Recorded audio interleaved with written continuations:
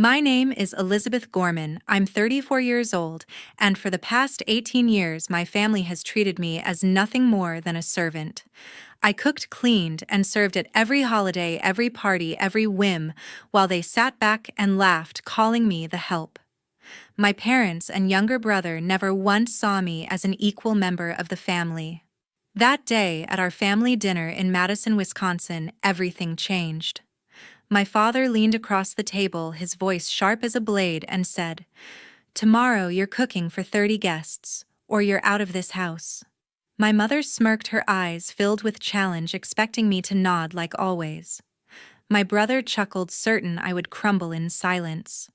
For years I had swallowed their insults, their unreasonable demands, and their cruel belief that I was nothing.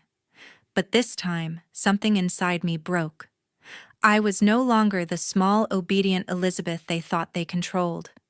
I didn't argue. I didn't cry. I simply smiled a smile that made their smug faces falter. That night, while the whole house slept, I quietly packed a bag, grabbed my laptop, and caught a flight straight to Miami. They thought I'd show up the next morning, apron tied, ready to serve like always. But when they walked into the kitchen, all they found was a hollow emptiness. My father's face went pale. My mother was stunned into silence. And the real shock, it hadn't even started yet. Stay with me to see how it all unfolded, because trust me, you won't believe what happened next. If you've ever been pushed down or treated unfairly by your family, don't hold back. Share your story in the comments below. I promise I'll read and value every single word. That night at the dining table in our Maple Bluff home, the air was thick with tension. The chandelier flickered above, casting shadows on the polished oak table where my family sat. My father, his jaw tight, stared at me across a spread of roasted chicken and half-empty wine glasses. My mother, sitting to his left, swirled her glass, her lips curled in that familiar judgmental smirk. My brother, lounging in his chair, scrolled through his phone, barely hiding his amusement. For 18 years, I'd been their servant, cooking, cleaning, serving, while they treated me like I was invisible. Tonight, though, something felt different. The weight of their expectations pressed harder than ever. "Elizabeth," Dad said, his voice cold and deliberate, "tomorrow's the big party. 30 guests, including a major client for our real estate firm. You're handling the food setup, everything. No excuses." His words weren't a request, they were an order. I gripped my fork, my knuckles whitening. Before I could respond, Mom chimed in, her tone dripping with disdain. "Don't mess this up, Elizabeth. It's not like you have anything better to do. You're not exactly drowning in ambition." My brother snickered, not even looking up from his phone. "Yeah, Liz, stick to what you're good at, chopping onions and wiping counters." Their laughter stung sharp and familiar, cutting into wounds I'd carried since I was 16. I stared at the table, my mind racing back through the years. Growing up in this house, I was always the afterthought. My room, once a sanctuary, had been turned into a storage closet for Mom's charity gala decorations and Dad's old golf clubs. They'd parade my brother's advertising awards, his framed certificates, lining the hallway, while my name was barely mentioned unless they needed something. "Elizabeth, cook this. Elizabeth, clean that." I was their maid, their errand girl, their invisible daughter. At 17, I'd begged to move out to chase my own dreams, but Mom had laughed, saying, "You on your own, you'd never make it." Dad had nodded, dismissing me with a wave. My brother, 4 years younger, soaked up their praise, their attention, their belief that he was destined for greatness. I was just the one who made their lives easier. I remembered the Christmas when I was 20, slaving over a turkey for 25 guests, while they toasted to my brother's first big client. I'd burned my hand on the oven and nobody noticed. Or the time I missed my college graduation because Mom needed me to organize her book club brunch. Every sacrifice, every slight, every moment I swallowed my pride, it all came rushing back. For 18 years, I'd let them define me. I'd let their words sink in, let them convince me I was nothing more than their servant. But tonight, sitting at that table, something shifted. Their voices faded and a quiet resolve settled in my chest. I looked up, meeting Dad's eyes. "You expect me to drop everything like always?" I said, my voice steady, despite the knot in my stomach. "What if I don't?" The room went silent. Mom's smirk vanished, replaced by a flash of irritation. "Don't be ridiculous, Elizabeth," she snapped. "This is your role. You live here, you contribute. Or do you think you can just walk away?" Dad leaned forward, his tone low and threatening. "If you can't handle this, you're out. No more free ride." My brother finally looked up, grinning like it was a game. "She won't leave," he said almost to himself. "She never does." But they didn't know me, not really. They didn't know about the business I'd built in secret, the late nights spent sketching designs, pitching clients, scraping together every dollar to make something of myself. They didn't know I'd turned $5,000 into a company that was about to change my life. I pushed my chair back, the scrape of wood against tile echoing in the quiet. "You'll see," I said, standing. Their eyes followed me, confused, almost amused, as if they thought I was bluffing. I wasn't. For the first time, I saw a way out, not just from the dinner, but from this house, this role, this life they'd forced on me. As I walked away from the table, my heart pounded, not with fear, but with purpose. I wasn't their servant anymore. I was done. After dinner, I slipped upstairs and opened my laptop to check an urgent email. My room, cramped with Mom's old gala decorations and Dad's dusty golf bags, felt like a cage. The screen lit up with a message from Elaine Proctor, CEO of Proctor Properties. "Elizabeth, meeting confirmed for tomorrow in Miami. $2 million contract on the table for Gorman Designs. Don't be late." My pulse quickened. This was the moment I'd worked for, the deal that would redefine my life.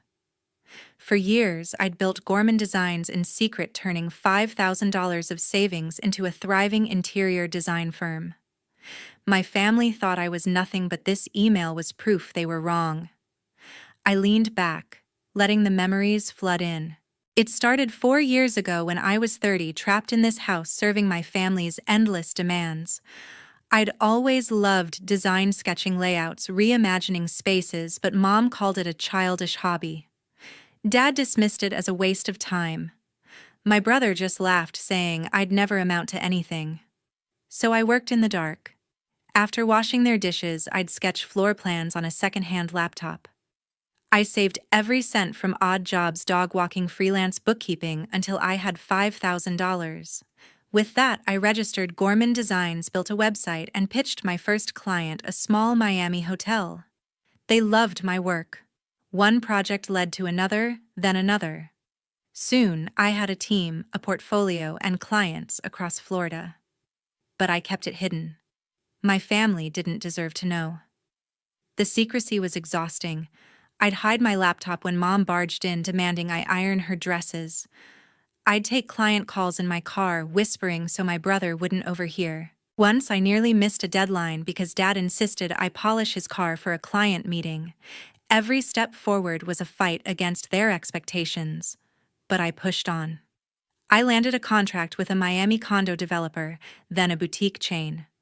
By last year, Gorman Designs was profitable, and Elaine Proctor took notice. Her email wasn't just a meeting, it was validation. I wasn't the failure they thought I was. I opened my email again, rereading Elaine's message. The Miami meeting was at 9 a.m. tomorrow. I checked my flight, booked weeks ago, a red-eye to Miami, 3 hours away. My hands moved with purpose as I gathered my essentials, laptop, design folder, a few clothes for the trip. I wasn't packing to leave yet, but I was ready. Downstairs, I could hear Mom's voice, probably complaining about my attitude. My brother was likely on his phone, oblivious. They thought I'd show up tomorrow, apron on, slaving for their party. They were in for a shock. I pulled a notepad from my desk and jotted down 3 local catering numbers. I labeled it emergency contacts and placed it on the kitchen counter. If they wanted their party, they could figure it out themselves. For 18 years, they'd built their world on my labor, but I was done carrying it. I glanced around my room at the walls lined with their priorities: mom's awards, dad's business plaques, my brother's framed certificates. None of it was mine. I'd stayed because I thought I had no choice because their voices had drowned out my own. But tonight I heard myself clearly. I wasn't their servant anymore. I was Elizabeth Gorman, and tomorrow I'd show them. I closed my laptop, my resolve hardening. Before I left, I needed to face them one last time. Before walking out the door, I faced my family in the living room. The space was lit dimly, Mom's antique lamps casting a warm glow over the leather sofa where they sat. My mother sipped her wine, her eyes narrowing as I stood in the doorway. My father leaned back in his armchair, arms crossed his face, a mask of impatience. My brother Tucker sprawled on the couch, scrolling through his phone, a smirk playing on his lips. They'd treated me like a servant, but tonight I was done playing their game. My heart pounded, not with fear, but with a clarity I'd never felt before. I took a step forward, my voice steady. I'm not cooking for your party tomorrow. I'm not your maid anymore. The words hung in the air, sharp and final. Alice let out a harsh laugh, setting her glass down with a clink. "Oh, Elizabeth, don't be dramatic," she said, her tone dripping with mockery. "You're only good for chores. What else are you going to do? You have no life outside this house." Tucker snorted, not even looking up. "Yeah, Liz, what's the plan? Run off and live in a cardboard box."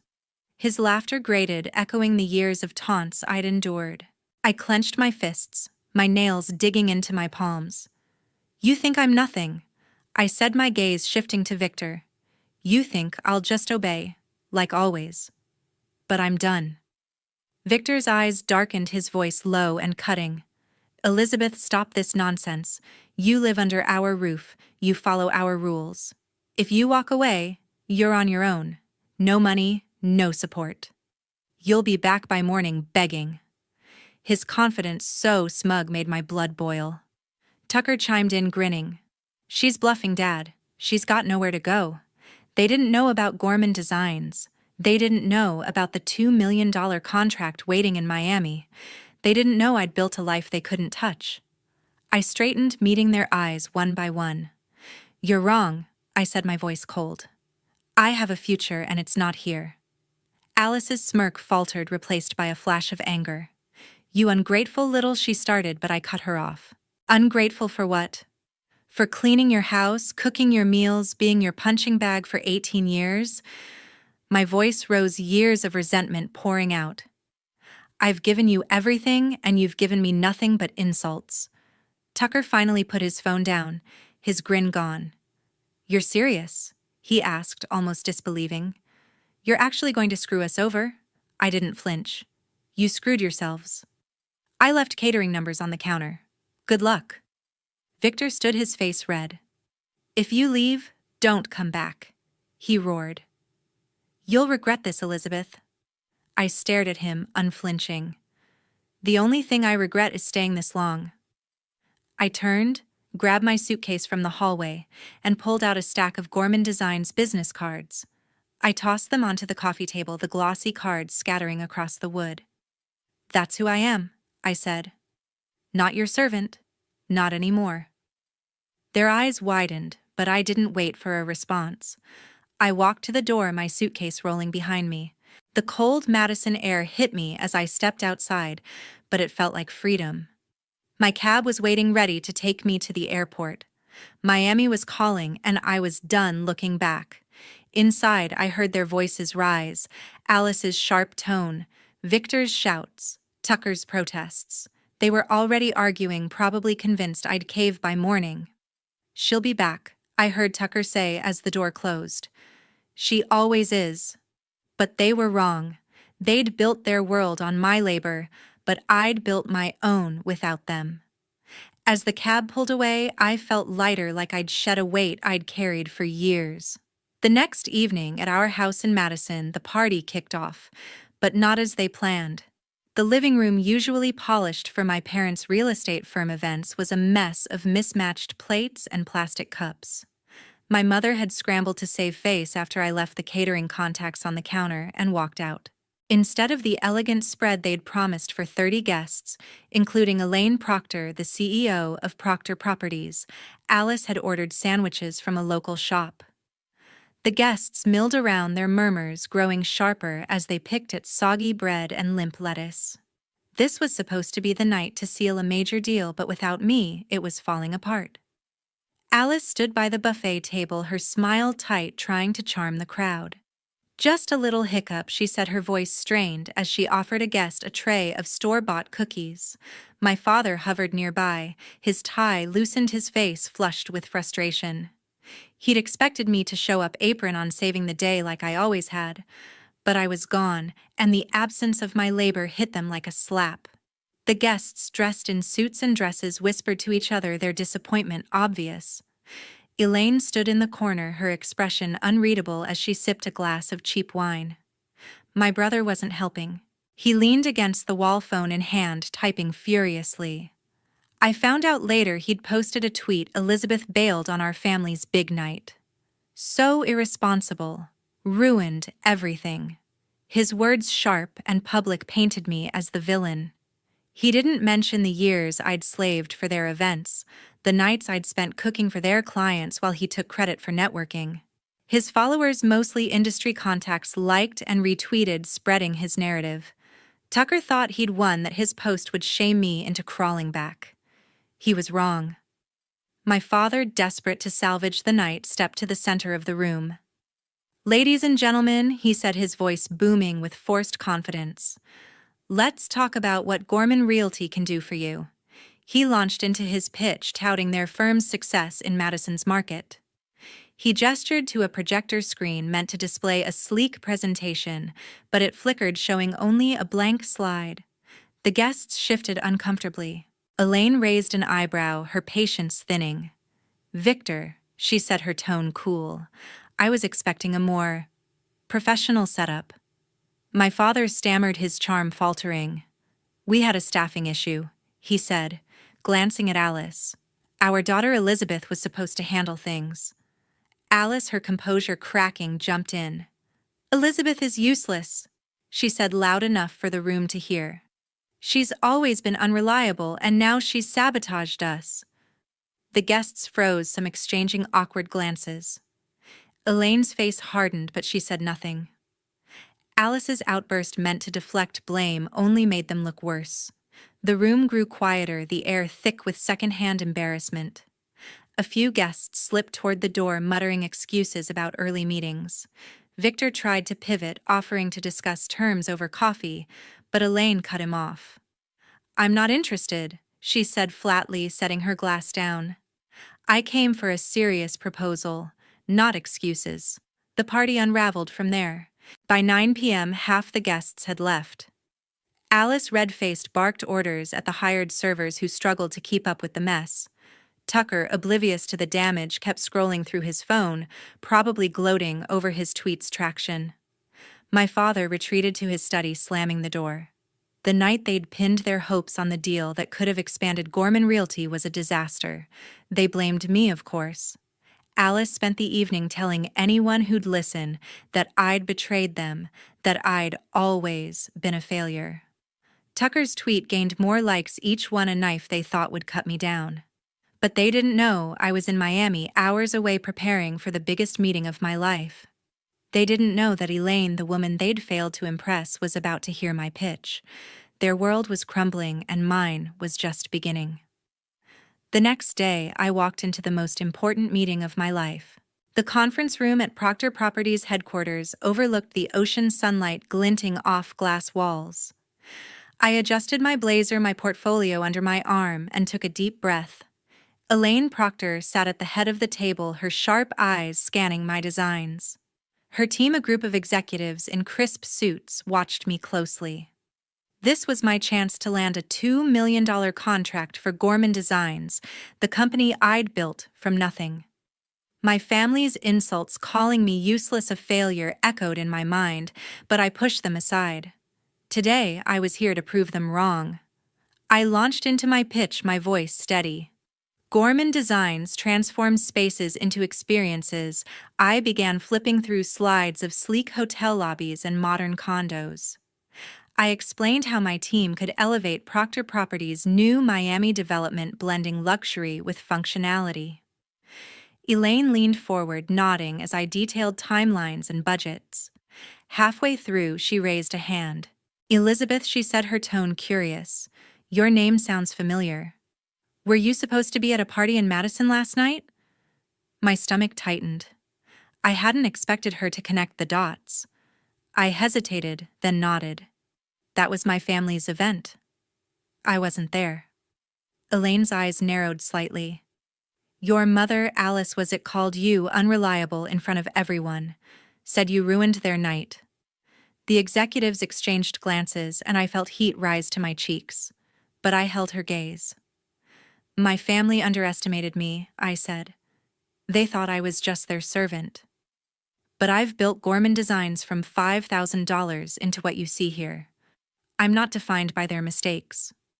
Elaine studied me, then smiled faintly. "I respect that," she said. "Let's see the rest of your pitch." I continued, my confidence growing. I walked them through renderings, color schemes, and client testimonials. By the end, Elaine was sold. "This is exactly what we need," she said, extending her hand. "We're signing with Gorman Designs. $2 million as discussed." I shook her hand, my heart pounding with triumph. The contract was mine. Years of late nights, hidden calls, and stolen moments had led to this. As we finalized the paperwork, Elaine leaned in. "You know, your family's party was a disaster. Sandwiches from a corner store. No wonder they were desperate to blame you." I managed a small smile. "They'll figure it out," I said. But I knew they wouldn't. Later that day, Elaine posted on LinkedIn, thrilled to partner with Elizabeth Gorman and Gorman Designs for our Miami project. Her vision and resilience are unmatched, a true professional who delivers when others falter. Her post, tagged with my name and company, went viral in industry circles. It was a glowing endorsement, but it also laid bare the truth. I was the one my family had trashed, the useless daughter who'd outdone them all. I stared at the post on my phone, watching the likes and comments pile up. Industry leaders I'd admired for years were congratulating me. For the first time, I felt seen, not as a servant, but as Elizabeth Gorman. Back in Madison, my family saw the post. My phone buzzed with notifications, missed calls from Mom, Dad, even Tucker. Voicemails piled up, their voices ranging from angry to frantic. "Elizabeth, how could you humiliate us like this?" Mom's message hissed. "Get back here and explain yourself." Dad's was curt. "You think you're better than us? Call me." Tucker's was smug. "Nice stunt, Liz, but you're still nobody." I didn't answer.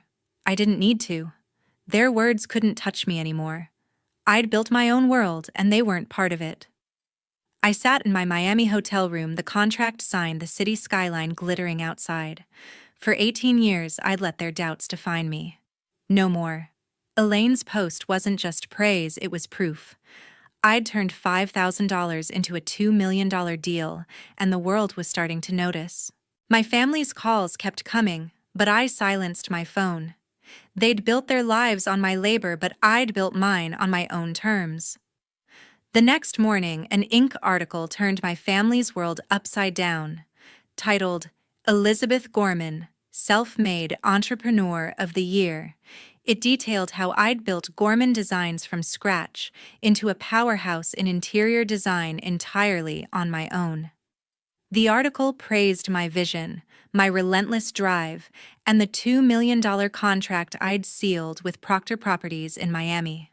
Back in Madison, my family, Alice, Victor, and Tucker, read the headline and saw their lies unravel. They'd called me useless, a failure, but now the world knew I'd never needed them. I was in Miami, scrolling through the article on my hotel balcony when my phone started buzzing. Missed calls from Mom, Dad, and Tucker piled up, but I let them ring. The Inc. piece wasn't just a win, it was a reckoning. Alice and Victor, who'd leaned on my labor to prop up Gorman Realty, were crumbling. The article didn't name them, but their party disaster was already industry gossip. A sharp email from Elaine Proctor to my father sealed their fate. Due to your unprofessional conduct, Proctor Properties will not partner with Gorman Realty. Their shot at a major deal was dead, their reputation in tatters because of their own mistakes. Tucker's fall was even steeper. His tweet branding me irresponsible for ruining their party had blown up in his face.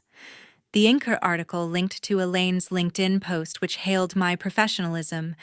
Twitter users, colleagues, clients, random followers piled on. Tucker Gorman lied about his sister. One tweet read, "She's a star and he's a fraud." A marketing exec he'd pitched to tweeted Tucker's agency is done. You can't build a brand on dishonesty. His followers plummeted and clients bailed, spooked by the backlash. Tucker, who'd always skated by on charm, was losing his standing in the ad world. In Madison, my family was unraveling. I learned later from a mutual friend that Alice had spent the morning in tears clutching the article. "We were wrong about her," she whispered to Victor, her voice breaking. "We need to fix this." Victor, usually unyielding, nodded grimly, dialing my number again. They'd called repeatedly, leaving voicemails that flooded my inbox. Mom's voice trembled.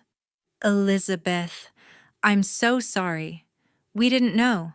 Please call me back." Dad's was heavy. "We made a mistake, Elizabeth. Let's talk." Tucker's was shaky, stripped of his usual arrogance. "Liz, I messed up. I didn't mean it. Can we start over?" Each message begged for forgiveness, a chance to mend what they'd broken. But I didn't answer. I deleted every voicemail, my hands steady. For 18 years, I'd been their servant, cooking, cleaning, swallowing their insults. They'd dismissed my dreams, mocked my worth, and only now, when the world saw me clearly, did they want me back. But I was done. I wasn't the girl who'd cowered under their expectations. I was Elizabeth Gorman, Entrepreneur of the Year, and I owed them nothing. Their apologies, sincere or not, couldn't erase the years they'd stolen.